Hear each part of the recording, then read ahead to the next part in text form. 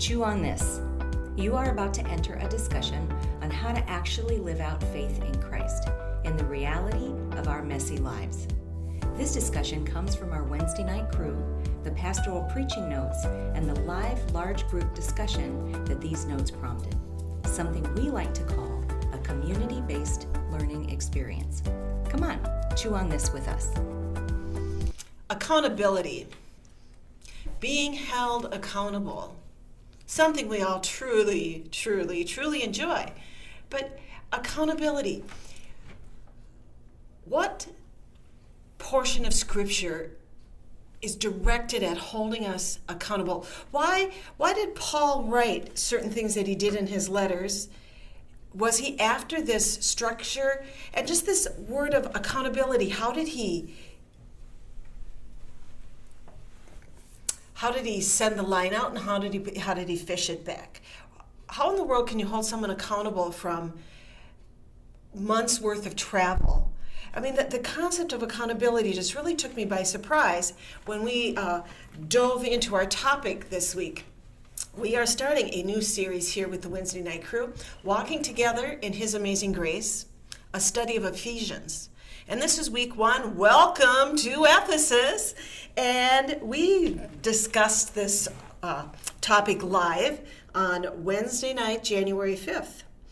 And it was interesting to watch the interaction and the relationship developing with this group of people, because Paul also, here with the Wednesday night crew, it's a prior podcast where we talked about 1st and 2nd Corinthians and watching Paul's relationship, very intimate relationship with this group of individuals, this church at Corinth. But this church at Corinth had an issue, a very definitive issue, that was really sinful. And Paul had to encourage them to stand up to someone who was living in sin. But they didn't want to do that nor hold him accountable, because my guess is that they were rather wealthy and they supported the church financially. But that's just my guess. And he was after them that you live according to what Scripture says. And this is healthy for everyone. Get used to this process. And as we enter into the book of Ephesus, I'm really looking forward to this next week, Pastor Robin, which you'll be preaching, and looking at just the temper, the attitude, how Paul unpacks his being held accountable. I'm listing this list here for you so you have a structure to hold each other accountable to.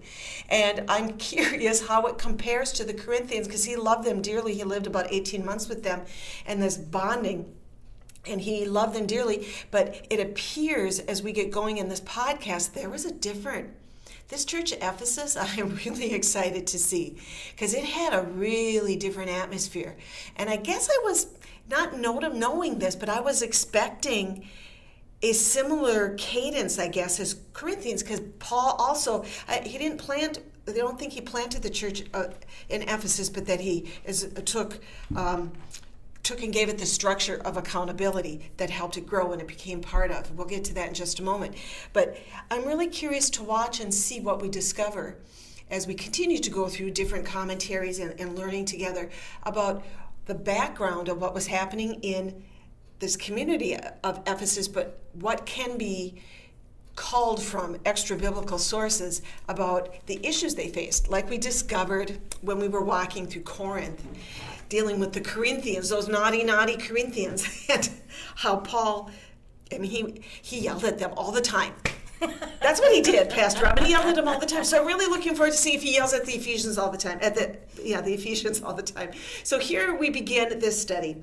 And we are, just so you know, all of the notes, and it's a truncated form of notes for this first week, because I was having fun collecting notes. I have 200 and some pages of notes in that document that we use and going through them. But this week, I think there's only like 27 in this page. It's all available on our website, realchurch.org/Wednesday night. Please go look at the sources listed. All my personal notes, unfortunately, are not in there. My personal notes I write on top of the notes that you'll be finding. Some of them are in there in the structure that's been typed, but most of them I actually write in afterwards, because I sit and mull over. I'm not sure the process that you use, Robin, when you do your notes, but it looks like you do a little bit of the same. Mm-hmm. You use a lot of color in your notes. Color helps me. Yes. Mm-hmm. Yes. Yep. Mm-hmm. So here we go. We're going to begin with, there's this a section of, there's these 3 verses that we find in Ephesians chapter 4, verses 1 through 3, that I think for me it takes the book of Ephesians and puts it in this portion of Scripture. Here we find Paul talking here in Ephesians 4:1.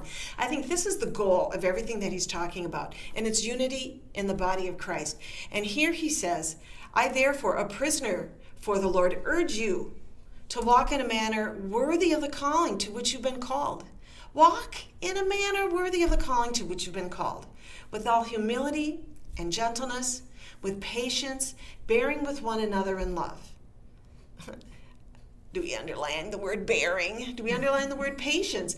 And then he goes on in verse 3, eager to maintain the unity of the Spirit in the bond of peace.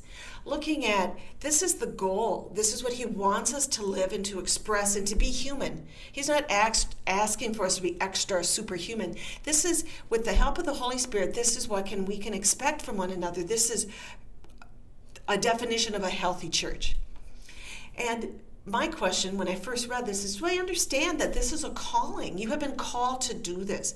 Walk in this manner, that there's humility, there's gentleness, there's patience, there's bearing with one another, but it's done in love. There's this concept of maintaining unity of the Spirit is something we all strive for. We don't destroy that.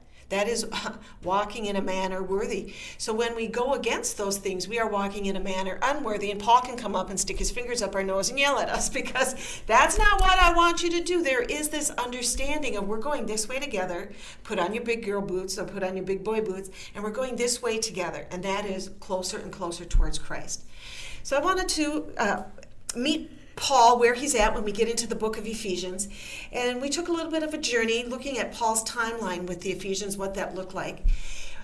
Paul had his very first missionary journey. Him and Barnabas went on it in somewhere AD 45 to 48. It's listed in Acts 13:1 through 14:28.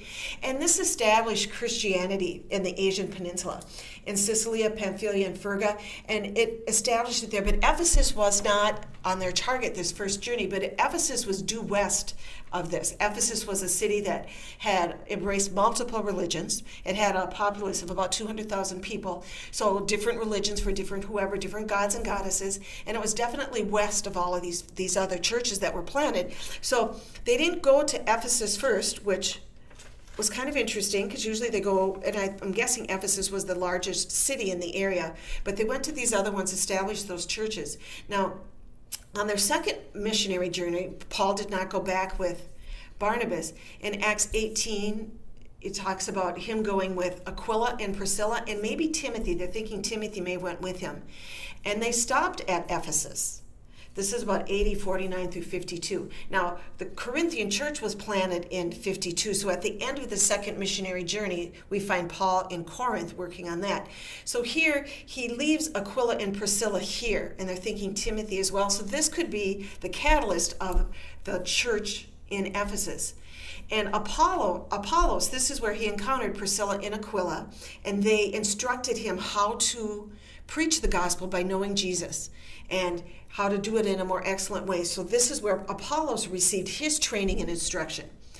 And it's interesting to note that Paul had individuals that he worked with, but he could also lead there. And he couldn't be everywhere anyway, and there isn't any social media anyway to really communicate. There are letters sent, but they take months of travel, and they were expensive. So after the second missionary journey, Paul sails to Antioch. He goes there. Now, on his third missionary journey is where we find Paul going to Ephesus. So this is towards a later part of his ministry life, per se, that he is heading to Ephesus, and it's around AD 52 through 57, towards the end of his ministry career where he's not in prison. The mobile portion. Yeah, the mobile portion has been taken away, so where he becomes more immobile.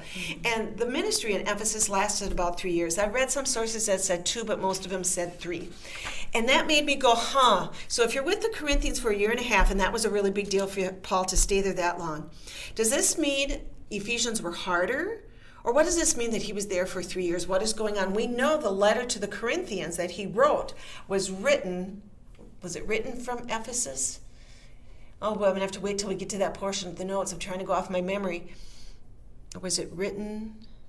I believe it was written while he was in Ephesus, that he wrote to the Corinthians. I don't think that one was written from jail. So that would be something he is doing there. He's still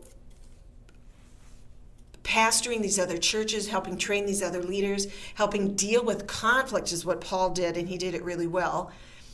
Sometimes too well by some of their reaction. Like, you wouldn't dare say that to our face. You're just, a hard nose here in the letter and stuff. So we know from Ephesus, when he was done there for 3 years, he went to Jerusalem. And in Jerusalem, batting heads, interesting things happened. He was arrested by the Jewish high priest and they turned him over to the Romans because he said he was a Roman citizen. They couldn't do this stuff to him. And because of that, in the process, in Acts, you can follow the actual timeline, then he was sent to Caesarea for 2 years, around 57 to 59. So right after the church in Corinth was planted, this is all going on. And then he was sent to Rome for another 2 years, around 60 to 62 AD. And those are covered in Acts 21 through Acts 27, these different timeline of where he's at.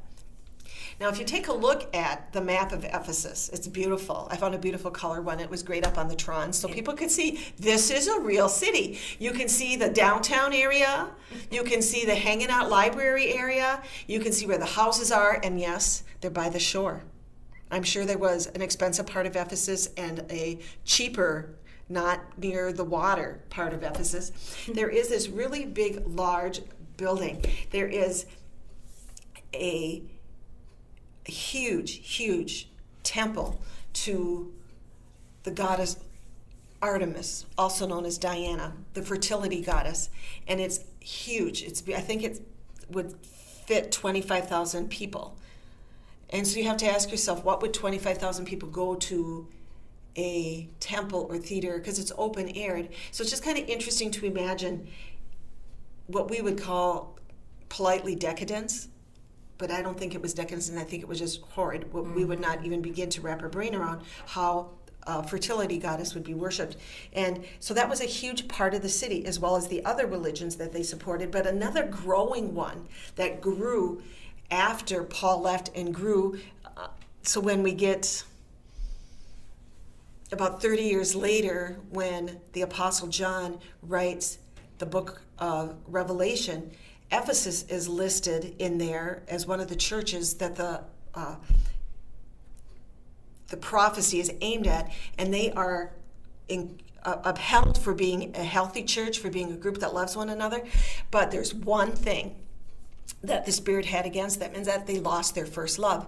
And they believe it was connected to this emperor worship. There was this imperial worship of the emperor of Rome, and it started small, and it took and grew, and it grew. Because if you wanted to stay in Rome's good graces, and you had a temple to the emperor, any emperor in the past or the current one, and it was large, you were given awards, you were awarded contracts, you were awarded, I'm guessing, tax breaks. So it was financially beneficial to worship the emperor and build structures that supported that. So it would be part of your city's commerce. This temple to Artemis or Diana was part of their city's commerce. It was one of the things they did to generate income and to be the city that they were. They also they were the fourth or fifth largest city in Asia at this time. So there's Rome and Athens, and there's other ones, but they also were a port city, but they were a port city that their port was actually dug out and created to be where it was. And it was interesting when they started excavating this, because the city did dissipate and die, but they recognized there was like a 3-mile development of the coast because of all the silt that would wash in from where it was dug out, and they would continue to keep that clean. But as time went on, the land actually grew further out into the sea. And so just interesting that was part of their understanding of how to create the city, all of the brilliance that went into engineering a city like this, the civil engineering. An amazing feat. And this is where one of the things that I have a hard time watching some historical, especially ancient history television, whether it's biblical based or just history based, sometimes they treat the individuals as so stupid. It's like, no, remember, this is when pyramids were built. I mean, this is the intelligence that they had, and I have a hard time navigating through when I feel that I'm embarrassed that they're treating them like they can't wash their face or wash their clothes. Or, I mean, of course, if you're a farmer and you're working in the farm, of course you're dirty, but you don't walk around your life that way. You clean up, you go. There is this common understanding of cleanliness in public, unless there's an emergency, or that they are intelligent or they wouldn't have survived. Probably more intelligent because they didn't have devices like we do today. So it's just interesting looking at where it is, how clean, this beautiful rendering of what it could have looked like back in the day. It's interesting, there is a north and south running road that goes through right near Ephesus, and then there is an east and west, and it's perfectly placed right in the middle of all this. So you could get to Rome, to Greece, and to Babylonia, and to India.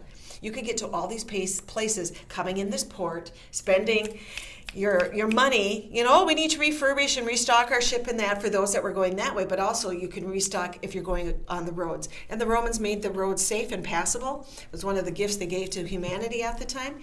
And so this city was very wealthy, and they had money coming in continually. So they had to develop a commerce that worked well with transient population. Okay, it was a collecting point for things being shipped.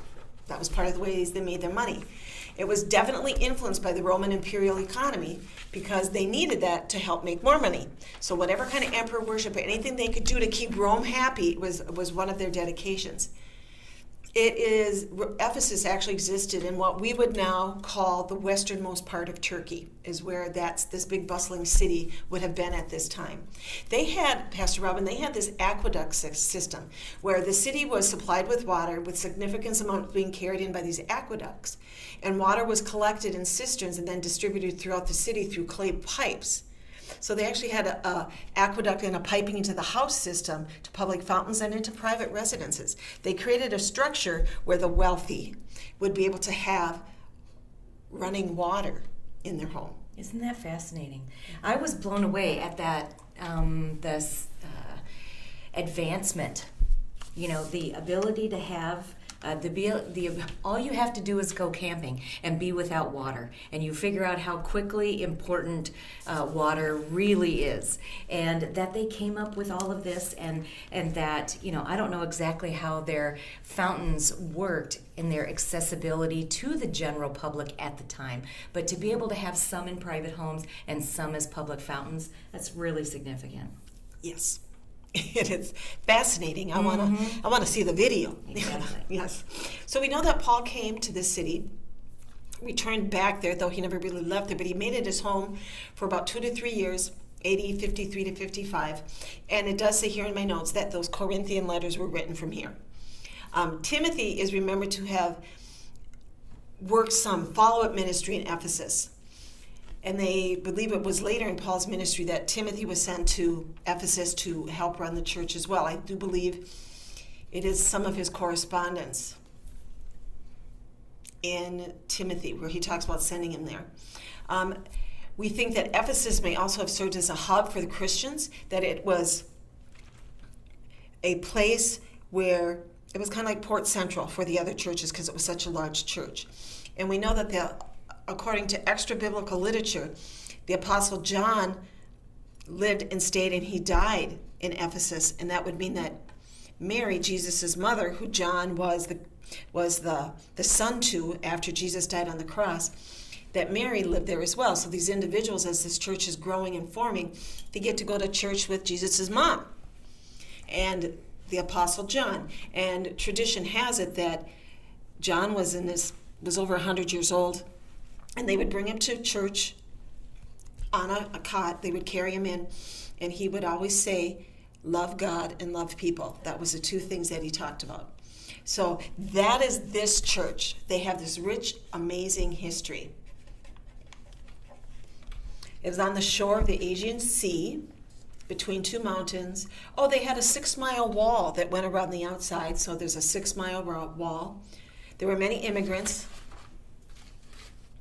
So that is a background on Ephesus. Now a little bit on Paul's journey. You're going to ask me, Pastor Orlean, why are you telling us all this information here about Paul going into jail and where he would ever, and about the centurion? And I think it's interesting because all of this sets us up for the letter being written. We're going to understand where Paul is at when he writes to the Ephesians and what has happened to him since he's left there. it does help you know and distill his point of view to know where he's coming from and what he's experienced. And it's interesting because I would like to think with my experience that I can interpret Paul's mindset, but that isn't going to happen. I can try, but I haven't had these experiences. So I want everybody to know these are the preceding experiences of his missionary journey. Then he gets to Jerusalem, gets arrested, and then these are the things that happen to our brother Paul. So he is kept in custody after being arrested by the temple guards of Jerusalem, whatever. And then he says, you can't do this, I'm Roman, so they send him to Felix. And Felix is thinking Paul is going to give him some money. That's part of his reason for keeping him. But he also is married to a Jewish woman and really interested in what Paul is talking about, this thing called the way. And so they do have this conversation, but then Felix gets called away and gets replaced by someone, and as a favor to the Jews, he leaves Paul in jail. So this other ruler comes in and inherits Paul. So then Paul gets sent to Caesarea, and he's there for 2 years, and then Paul sails for Rome, and that's what we're going to pick up in Acts 27. So he's already been in jail at least 2 years. Mm-hmm. And now he is being finally sent to Rome because Paul knows he is supposed to go to Rome. It's been revealed to him prophetically, or by an angel. So it's a little bit more emphasis than prophetically. Mm-hmm. He has an angel come and say, hey, dude, this is what's going to happen. Mm-hmm. And, by now Paul's done being freaked out by this. It's like, okay, this is what's going to happen. So when we encounter Acts 27, we have Paul sailing for Rome. And they board a ship. There's 200 and some individuals on the ship. I don't know the ratio of freemen and workers versus the prisoners that are on board. But they are on this coast, and I'm assuming they're in a place they don't really care to stay. I am guessing it's because there isn't a lot of resource there, and it would just be harder to winter there. So they're having this conversation, and Paul tells them that it would be smarter for us to stay here, because if we try to get to that next port that they're talking about, there's going to be injury and much loss, not only of the cargo and the ship, but also of our lives. And that's in verse 10 of Acts 27. But Paul is being guarded by a Roman centurion, that it's his job to get him and other prisoners there, but specifically Paul. But this centurion paid more attention to the pilot of the boat and to the owner of the ship than to what Paul said. When he looked at Paul, he saw a prisoner who's probably a bit too mouthy for his own good. And so they decided to, we know that feeling, right? Either being the mouthy one or the person making that statement. So here they take off and they try to get to a different port that has more resources or things that they would find more comfortable for their wintering stay. But they enter into this huge nor'easter. They have a huge storm on their hands. And they are out, I believe it's 14 days. They're being thrown about, not eating, obviously puking their guts out because there isn't any stuff. But they start throwing things out of the ship on their own, with their own hands, not just falling out. They're trying to make the ship as light as possible. And it was a violent storm, tossed to and fro. And so they threw the cargo, they threw everything over. And on the third day of this huge part of the storm, they threw the ship's tackle overboard with their own hands. And when neither sun nor stars appeared for many days, and no small tempest lay on us, all hope of being saved was at last abandoned. Up until then, they had the human encouragement, we're going to make it, we're smart, we know how to take care of this, but the storm went on and on and on. And since they'd been without food for a long time, it doesn't give us an actual timing, but Paul stood up again.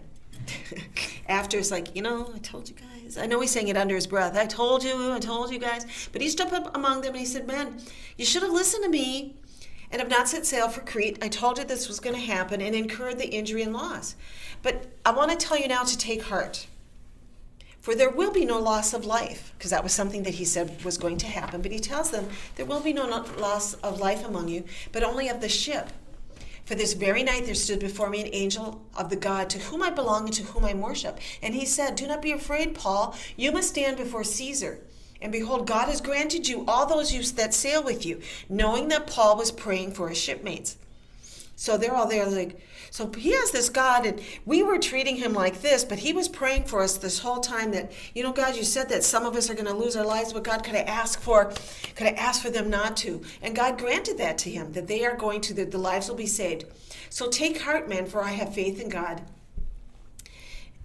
that it'll be exactly like I told you. But he did tell me we must run the ship aground on some island. This is how we're going to get out of this. There's going to be an island, we run aground.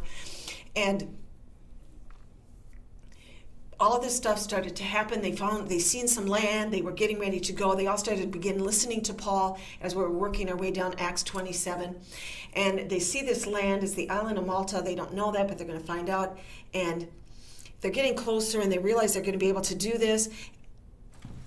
And there's 200 and some whatever people on this ship. And those that are free men or workers on the ship, they say, we really should kill all the prisoners, because at least we can tell the authorities this is what we did. They didn't escape, because if they escape, we die.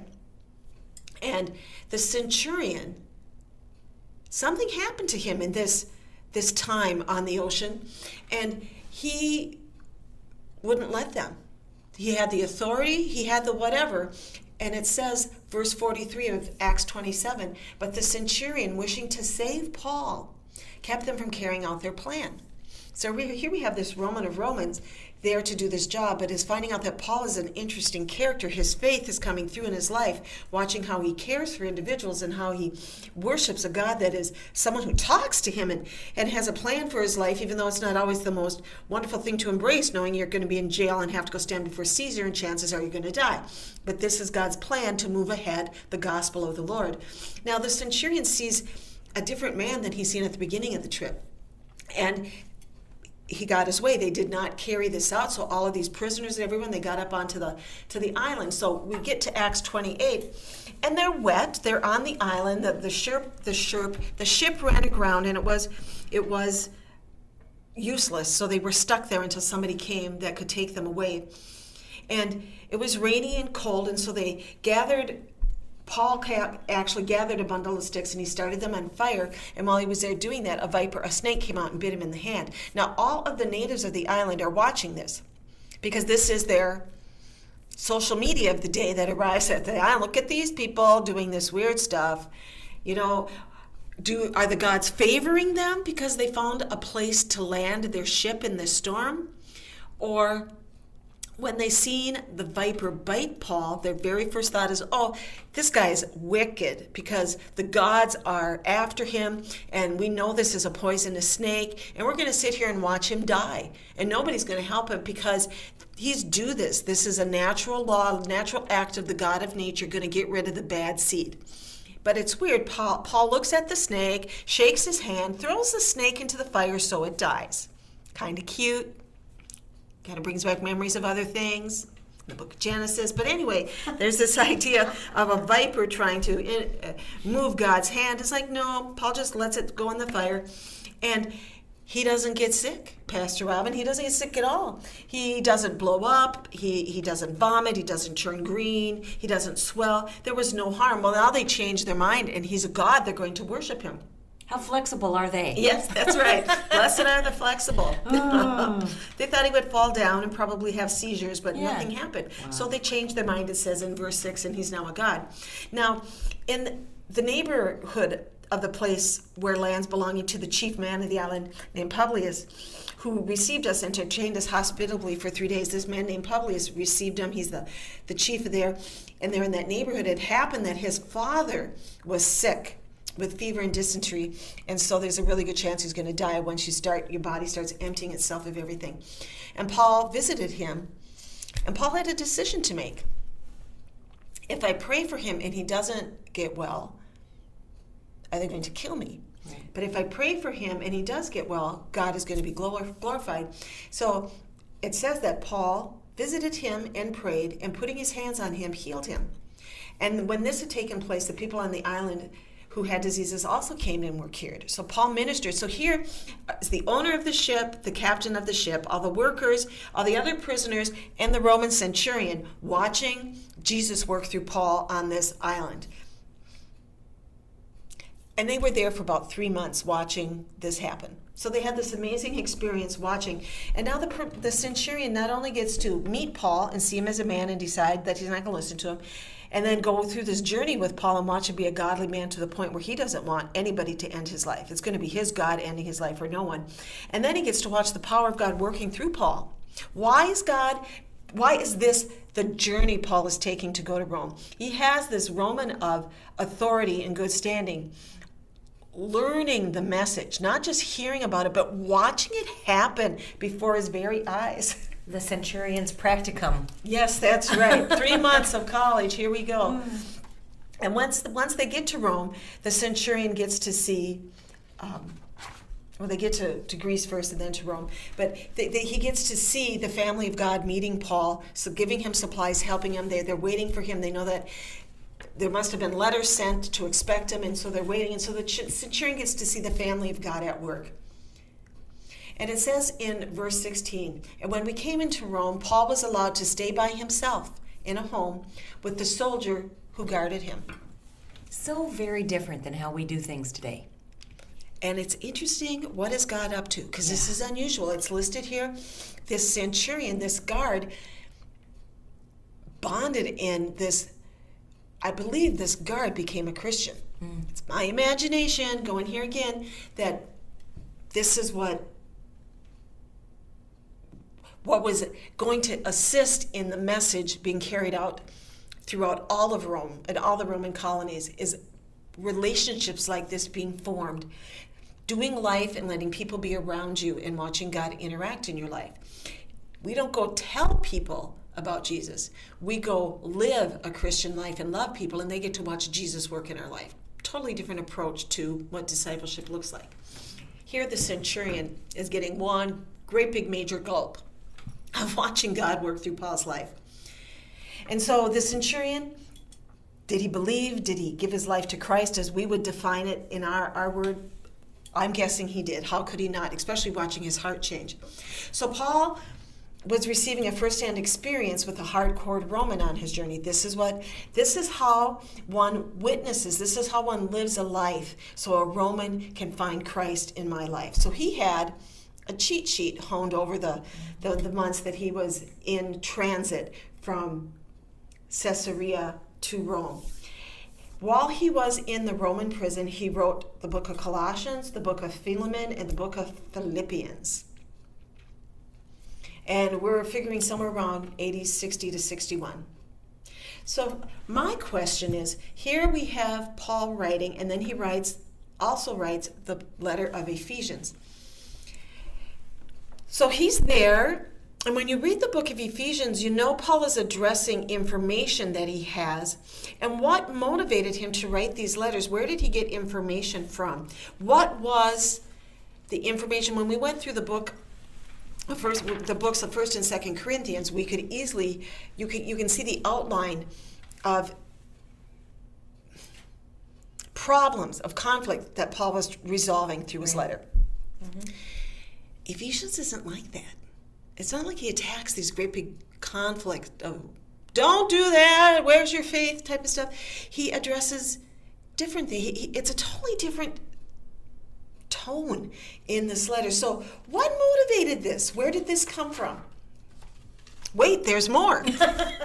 Not only is there a centurion involved in this, there are these two individuals that are invisible to us when we read scripture, because nobody has named their kids this. You know how we do that? Oh, I love Jesus. Let's take names out of the Bible to let people, and it's an honoring and it's a beautiful thing.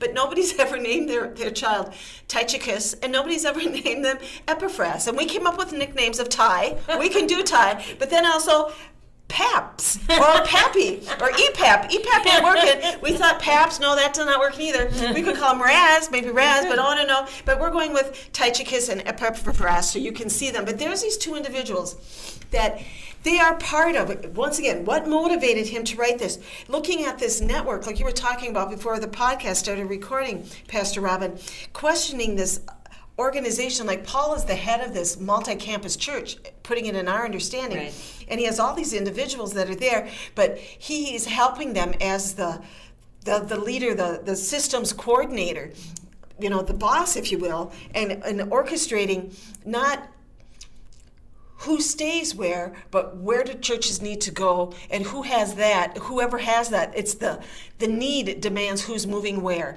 And this is why I say this. So here we go. In Ephesians 6:21, we are introduced to Tychicus, the beloved brother and faithful minister in the Lord. Will tell you everything. So we know that Tychicus is someone delivering the letter to the Ephesians, and he's this beloved brother and faithful minister, and he's going to give them information. Now, some of the rant about the letter to Ephesians is it doesn't have this opening statement, there's this greeting, and neither does Galatians and a couple other letters. So we figured, they're wondering, well, why is that? Well, they're thinking Tychicus is the greeting, and they know who he is and what he's going to do, so he's not going to waste any of that amazing, expensive Epaphras he's writing on, not Epaphras, that's a person, but the whatever he's writing on, the paper of the time, he's not going to waste it. So he's going to give all the background information about him and what's going on in his world and the stuff he wants to touch. But the things he's addressing about the church of Ephesians is actually being written in this letter. So there's Tychicus. And then in Colossians 4:7-9, Tychicus will tell you all about my activities. He's a beloved brother, so he's there as well. And in 2 Timothy 4:12, Tychicus I've sent to Ephesus. They're thinking he went to Ephesus to relieve Timothy. Okay? And then in Titus 3:12, when I send Artemis or Tychicus to you, do your best to come to me. Talking to Titus. So which one of them are going to relieve Titus? So there's this chess game, if you will. This one goes here, this one's there. So through this letter and through these letters, we can see a bit of the organizational work behind the church, the early church at the time. So Tychicus is a believer from Asia Minor. We know that from Acts 20, verse 4. He ministered at the same time with Paul, and he's listed among a larger group of believers in Acts 20 with Sopater, Aristarchus, Gaius, Timothy, and Trophimus. Beautiful names, okay? And it is believed he traveled with both the letter to the Colossians and the Ephesians because they have that same wording in there about Tychicus is going to give you the backstory. And he will guard the letters and get them there. And in 2 Corinthians 8:18, it says, with him we are sending the brother who is famous among all the churches for his preaching of the gospel. They believed that was Tychicus, that's who Paul was talking about. So did the centurion meet Tychicus? Yeah, probably did. And while he's imprisoned in Rome, he needed to respond to something that was going on in the church of Ephesus. But what was it? Well, there is someone who shows up in the writing that we believe that someone gave the verbal, hey, you're never going to guess what's happening now. And that we find in Colossians 1. It's not listed here, but it is listed in just a minute. Let me tell you, so you don't have to wait, because it's really hard, because immediate gratification, there we go. I like that. There we go. In Philemon, he talks about this, but Epaphras is listed here in Colossians. They believe that he might have been a Christian from there, probably one of Paul's converts, they're guessing. He was an evangelist, he taught the gospel, and they're guessing he helped plant this church. And in Colossians 1, verse 7, it says, just as you learned it from Epaphras, our beloved fellow servant, he is a faithful minister of Christ on your behalf and has made it known to us of your love in the Spirit. So we believe that that's where Epaphras fit in. He was there. But in Philemon 1:23, it says, Epaphras, my fellow prisoner in Christ Jesus. So in Philemon, he does send greetings. Sends greetings to you, and so does Mark, Aristarchus, Demas, Luke, and my fellow workers. So there is this. Other people are there because remember, Paul is in a house guarded by one guard and he's not going anywhere. That he's there, he knows. And so they're just letting him do, and he's there for a couple of years running this organization. So Epaphras is a fellow prisoner. He's a co-worker. And he was set out from Ephesus to evangelize Colossae, Hierapolis, and Laodicea. That's listed in the letter to the Colossians. And he definitely was part of the Timothy, Titus, he was part of this group. And so they believe he showed up at prison, was in prison, and ended up with Paul. And he shared something with him, something that motivated the letter of Ephesians. So what in the world do we think Epaphras told him? I mean, if we had to pretend and do a play, what would Epaphras say? I don't know, but you know what? Pastor Robin, we can guess. what he reported. And you know how we can guess? Because there is a very clear outline topic in the letter. Paul has a systems brain. You know he does, because he's in charge of organizing the system of how the churches grow. Here we go. There are certain topics that he lists in this letter that it's just kind of different. It's like, oh, so this is the conversation he's having with this church. I want to go hang out for a month and attend the church of Ephesus. I want to see what this is like, because he talks about unity. Big conversation in Ephesians 2 about being one in Christ. And then, after unity, guess what he talks about? He talks about love. Paul moves into the topic of love. Let me talk about love. Yeah, my husband loves when I do that. There's a joke in our house about it, so I'm having a really good time. So then he talks about love, and it's interesting because Paul likes to talk about love, but not like John. John the Apostle is known as the Apostle of Love, and a lot of the church people who were in the church of Ephesus were there because of the Johannine feel of what John's preaching and teaching was about. But here in Ephesians, Paul talks about, he uses this noun or verb form of love, agape, 19 times in his letters. And about 1/6 of those, 3 or 4 of them, are used right here in this short letter of Ephesians. And so it's like, for Paul, this is tipping a point. So he's talking about unity and love. So Epaphras had to say something that was opposite of that this is happening, and he just re-emphasizing, this is who we are. Remember what we read at the beginning here in Ephesians 4, walk in a manner worthy of the calling to which you've been called. And that's this, unity, love. And then he goes on to talk about redemption. He talks about divine intention. What is God's plan for your life? What does God want for us? And it's really interesting because here in America, we like to talk about God's intention for me, and Paul talks about God's intention for us. So we kind of miss it a lot because we're so navel focused, looking at our own navel. But here, this divine intention for the human, God's plan for the church. What is the grace of God? What does it mean? So how are we living according to God's grace, or have we fallen back into that I need to earn God's love? Predestination, reconciliation, union with Christ. So he goes through this outline of things. So that tells me they didn't allow this great big grievous sin, because there isn't this thing, as far as I can recall, remembering reading through Ephesians there. But there is this, you're the grown-up, I left you in charge, please don't disappoint me, feeling that I get from reading through it and then going through this. So what would the problems exist for this to be the answer? I mean, there's this wondering, and this is where you get to jump in next, Pastor Robin, next week, this idea of looking at, well, what clue do we have when we start with Ephesians 1? I don't know, you talked to me about a few things you're looking at doing, and I'm not sure if you're going to get too far, because there's a statement that's really just got you by the heart, by the brain, by the spirit, this idea.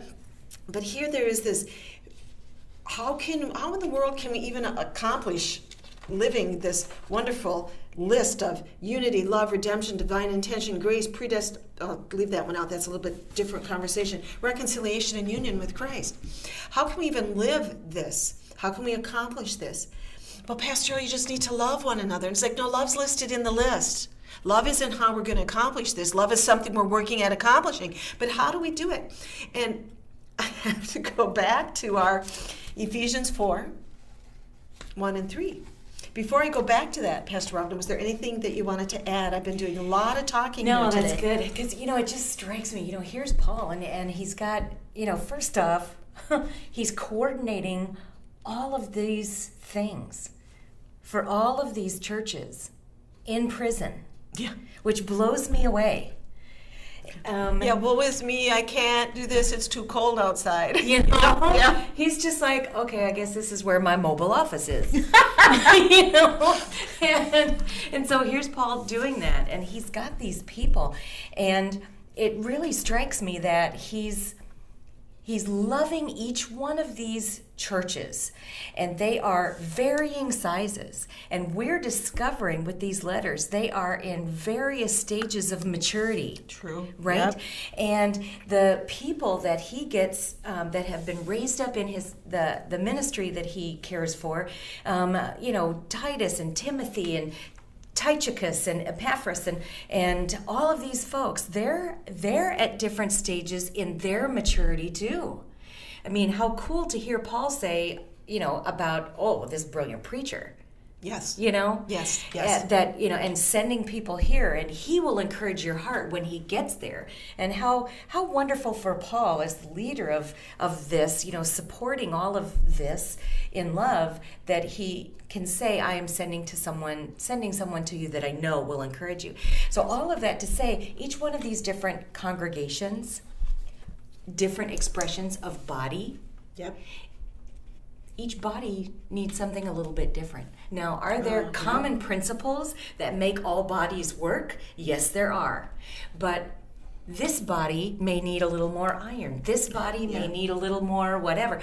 And his love and, intimate knowledge of these bodies in particular, recognizing this is what love looks like to the Corinthians. Yes. It has to come to them like this. Yes. This is the language they will understand. Yes. Okay, here's Ephesians, and it's a completely different congregation, of course, and he's got a different relationship with them, and his language is different, and what this body, where they need support, is really different. Mm-hmm. And so it's really cool. First off, just, Paul wasn't, there weren't 47 copies of the same letter. Yeah. Here's all the right stuff. Yep. You guys just do all the right stuff and do that. Yes. It was so personal to this group that he loved. Yes. And that is so encouraging. It would be interesting in our spare time to chart each one of his letters and to see where the direction, what love looks like in that letter. Right. Because we use that love and expect it to be the answer, and it really is, but love has so many facets to it. Exactly. Because he had to crawl up the Corinthians' nose, using a phraseology you have shared with me. Mm-hmm. And it's like, this is sin. You must stop this. Right. And I'm not going to let up until you deal with it, because this is love. But here, there's this different approach in Ephesus. You're my heartbeat. Yeah. And I'm expecting mature, because people are coming to you to understand how to live in their church life and back in their own churches, or how to live as a Christian in their community. They are coming here to you. So I need you to work on these mature principles of what it means to operate as a healthy family. And you need to guard this, because if you don't guard this, somebody is waiting to create chaos and bring the glory to themselves instead of it being on Jesus Christ. That horrible... Right. Self-aggrandizement. Self-aggrandizement, yes. That's the better word for it, yes. And it makes me wonder, too, because here, you think about sending Epaphras, Timothy being relieved. Yes. Titus being relieved. Yes. Okay, and here in all of this circumstance, not that he's, pulling the strings behind the thing, but with his intimate knowledge of the people that he's serving with and the people that they are serving, it would be great for Timothy to be over here right now. You know what? Titus needs a break. Why doesn't he shift over here and bring this message? Yes. Yes. I mean, you've developed leaders for 1.5 billion years. I mean, since, and this would be a good project for you. Yes. And yeah. we've lived that together of different assignments and what it causes you to learn about God and yourself. Yep. And the surprising abilities that he can put in there. Yes. So. And knowing his people so well, that this one is going to need somebody who can stand in their face because they are used to that. Right. And this one is going to need somebody who teaches them how to organize systematically because they need that. Right. Yes. Right. And this one looks like they're going to have to move because it's too hostile in the area. Right. Different things like that trying, and all of that coming through letters here while he's sitting in this prison in Rome, navigating this. Yeah, because I think I shared last week after, we were talking, amongst all the conversations, because it looks to me like what he was doing with Corinthians and what he's doing with Ephesians, and I'm hoping we get to unpack more of where Paul goes in these letters. Yeah. When we are born again, we are instantly sanctified. We are holy and set apart for God's purposes for God, and we turn away from evil. So we are instantly sanctified as we are born again. But we are also progressively sanctified as we continue to walk with the Lord. Yes. And so it strikes me that as people have given their heart to Jesus and fallen in love with him in these different congregations, they have, as the congregation kind of becomes born again, they are instantly sanctified. And here's Paul teaching this congregation, okay, these are your next steps in what progressive sanctification looks like at your phase, at your time, in your setting, in this environment. Yes. This is what works. Yes. Right now, where to focus. Yes. And if they didn't listen, he would repeat it. And if they didn't listen, he would send somebody else to repeat it. And repeat it and repeat it. There's some lessons we'd like to just speed bump right over, right? Yep. And you can't do that. No. Some of those you got to go really slowly to be able to get all, it's like bone broth. Yes. You know, yes, you got to cook that for 48 hours if you're going to get all the goodness out of that. And Paul's faithful. I've learned a trick. You can also buy bone broth. I know. Yeah, just to let you know. There's some beautiful things that, I'm just really thankful for. Exactly, right. So back to the seriousness here of the book of Ephesians. This is wonderful that we are able to go through this and take a look at a different experience of what it's like to encounter a church that appears to be the parent church or is in the process of becoming a parent church, where Paul's focus is get unity down. So we're going to spend some time in discussing what in the world does unity really look like. Because it's definitely not all being the same, because that would be oh so boring. I need you to really understand what love looks like. Because love is not a warm, mushy feeling. It's got a lot to do with standing up to conflict. It's got a lot to do to telling people to grow and being around them and helping them do that. Love is something that grieves and grieves deeply when somebody hurts your family. I mean, love is a really intense thing. But let's give it some grown-up definition. What does it mean to be redeemed? What is divine intention personally and collectively? What is grace? What does it mean to have something given to you that totally erases all the yuck?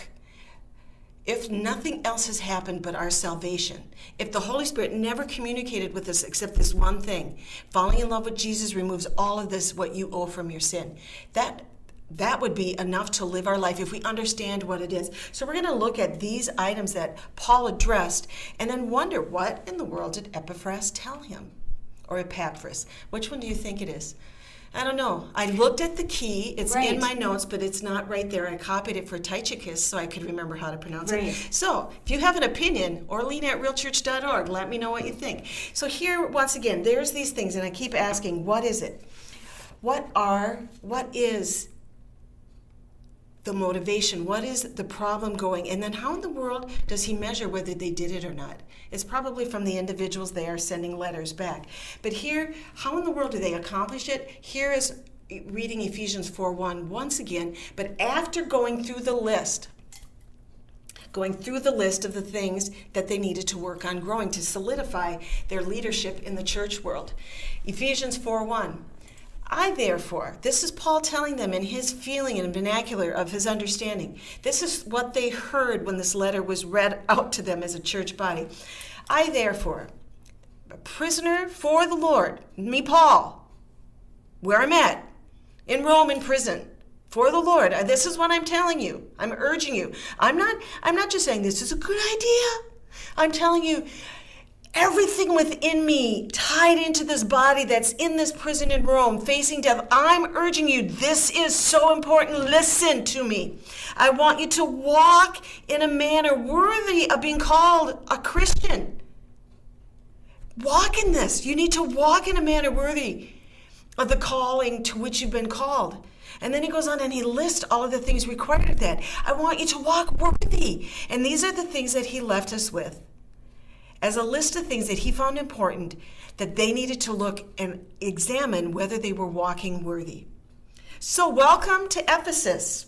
We are so going to enjoy this journey. Thanks for joining us on this week's discussion of walking together in his amazing grace, a study of Ephesians, week 1. Please join us and the whole Wednesday night crew at Maranatha's Forest Lake campus at 6:30 p.m. on Wednesday evenings. I just can't do it, Pastor Orlean. It's Wednesday evenings. Epaphras, Tychicus. We love these difficult words. Oh my gosh, if you want more of these difficult words, come and join us on Wednesday evenings at 6:30 at the Forest Lake campus, and we're going to have a great time with these live discussions. Don't forget, you can check out our website at realchurch.org/Wednesday night for all of Pastor Orlean's notes and references. And today, wherever we find ourselves, let's love God and love people. See you for the next Chew on This episode.